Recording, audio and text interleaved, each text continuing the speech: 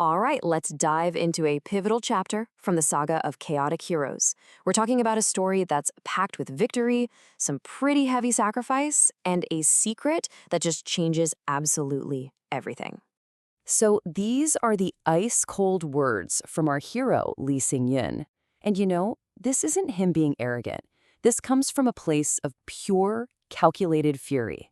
It's a line that totally defines the battle he's in, but it also, unfortunately, sets the stage for a devastating loss. So, what gets a hero to that point? Well, to really get it, we need to unravel the brutal world he's trapped in, look at the impossible choice he's forced to make, and uncover the secret that, like I said, changes the entire game. Okay, first things first, let's set the stage. This world is basically a giant chessboard, filled with warring factions, and every single one of them has their own hidden agenda.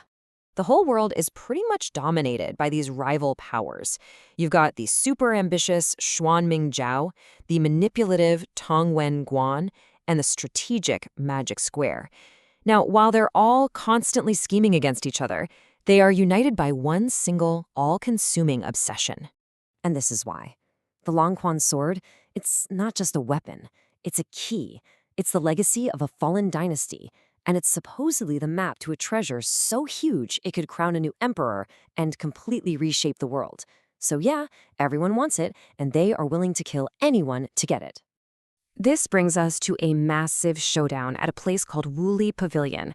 This is where Li Xing Yun finally confronts two of his most hated enemies, the seemingly unstoppable black and white Wu Chang. But check this out, he doesn't just meet them with brute force. He uses this absolutely brilliant Huyang acupuncture method. So while it looks like he's just dodging their attacks, what he's actually doing is using hidden needles. First, to block their tendons, then to systematically peel away their stolen inner power, and finally, he pierces their dentian, which is the very source of their strength. It is a strategic masterpiece. And guess what? It totally works. The Wu Chang siblings, who had absorbed the power of 5 other masters, are defeated, not by a stronger foe, but by a smarter one. They're just left to be consumed by their own backfiring poison. For a second there, it is perfect revenge. But that moment of triumph is just shattered. Instantly, just as the battle ends, a way more powerful enemy reveals himself, Ming Di, the leader of Xuan Ming Jiao, and he did not come alone. With that one horrified cry, everything changes. Ming Din has captured Ji Rushe, the woman Li Xing Yun loves, and he offers him a simple, cruel ultimatum. He's faced with this impossible choice. Does he protect the key to the world's future, the legacy he's supposed to carry, or does he trade it all for the one person who means the world to him? For Li Xing Yun, it's not even a choice. He chooses her. But in a brutal betrayal, the exchange goes horribly wrong. As they make the trade, Ji Rushe is thrown from a cliff into a bottomless ravine, and in the chaos, Ming Di escapes with the Longquan sword. Li Xing Yun is left with absolutely nothing. He loses everything in one moment. He's broken, yeah, but he's not defeated. Li Xing Yun knows that a frontal assault is just impossible now. With the sword in enemy hands, he has to get creative. He needs a new and much riskier plan. Meanwhile, Ming Di and his Xuan Ming Jiao faction, they have the sword, but they can't unlock its secret. So they start this brutal campaign, rounding up every skilled blacksmith they can find and torturing them for answers, executing them one by one as they inevitably fail.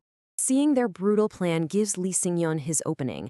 In an act of just incredible resolve, he sheds his own identity and allows himself to be captured, disguised as a common blacksmith. It is a desperate gamble to get inside the enemy's fortress and take back the sword from within.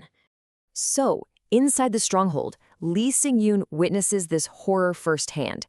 The blacksmiths are terrified, and Ming Di's frustration is just growing and growing.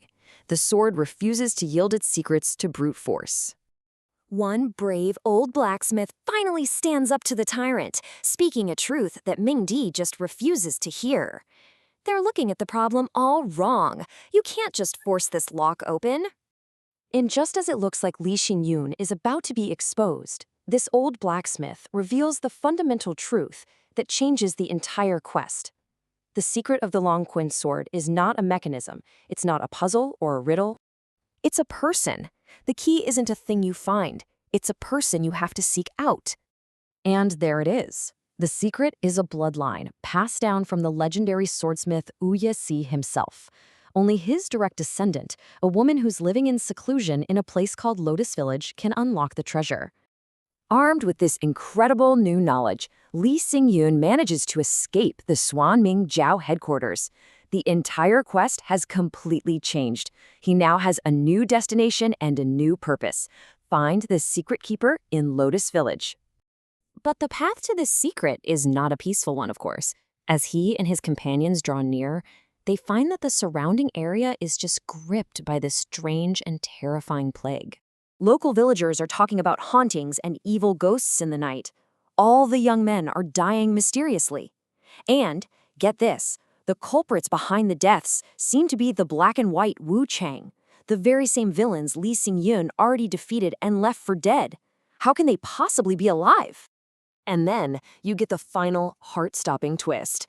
In the chaos, Li Xing Yun confronts a mysterious woman, and she has the face of Ji Rusei, the love he watched fall to her death. Is it her? A ghost?